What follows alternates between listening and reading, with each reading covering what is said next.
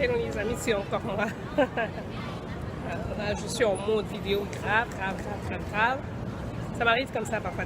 J'ai des jours, j'ai envie de parler, j'ai envie de me défouler, mais parler en même temps, voilà.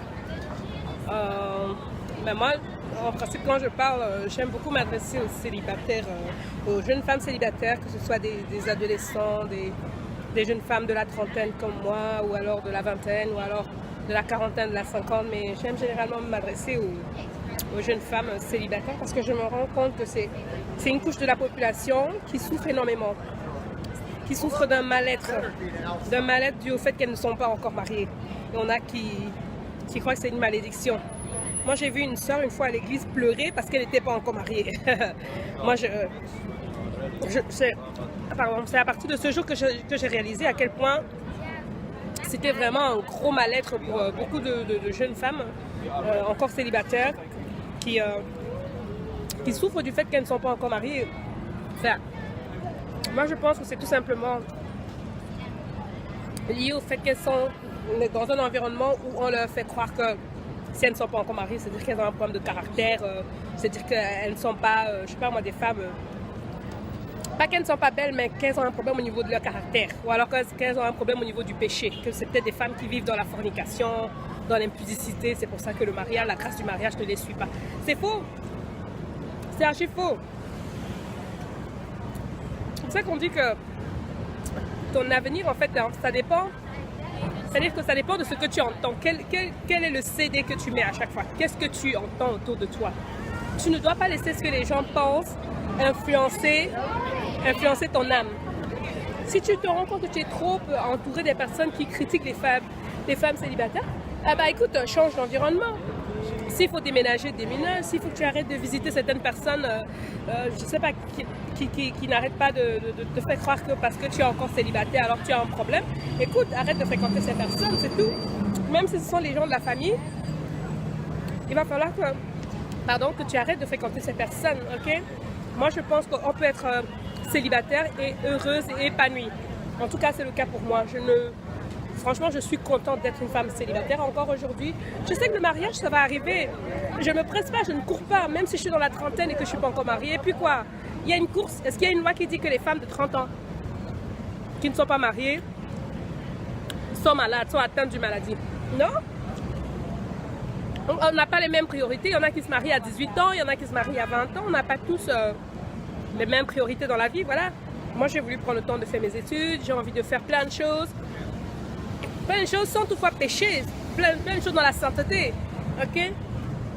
Alors, il y en a qui ne veulent pas, il y en a qui veulent tout de suite se marier directement, fonder la famille, avoir des enfants.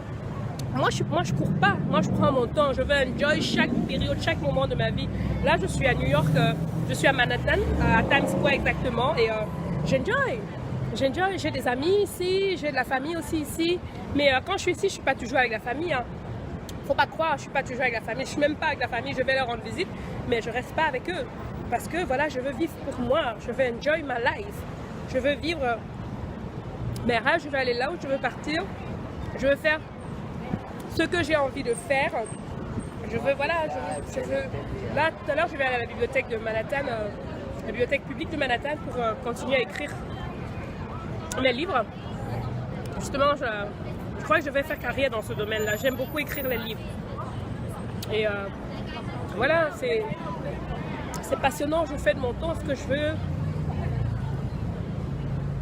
Je sais qu'il viendra un moment où quand je me marierai, ce ne sera pas toujours le même degré de liberté que j'ai aujourd'hui.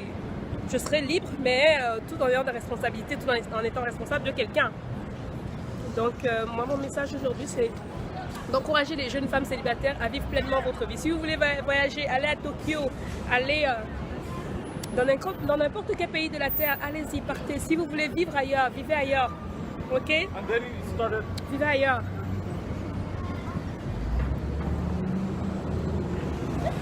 Parfois, c'est juste ça même qui vous manque. C'est juste le courage de prendre la décision et de dire, ok, je quitte ma zone de confort, je vais vivre dans un autre pays. J'apprends une nouvelle langue, j'apprends à vivre avec d'autres personnes, et voilà. D'accord? Parfois, il faut juste ça, mais choisissez bien le pays où vous allez, mais choisissez bien votre entourage. Les gens disent parfois qu'on est en fait la moyenne des personnes qui nous entourent.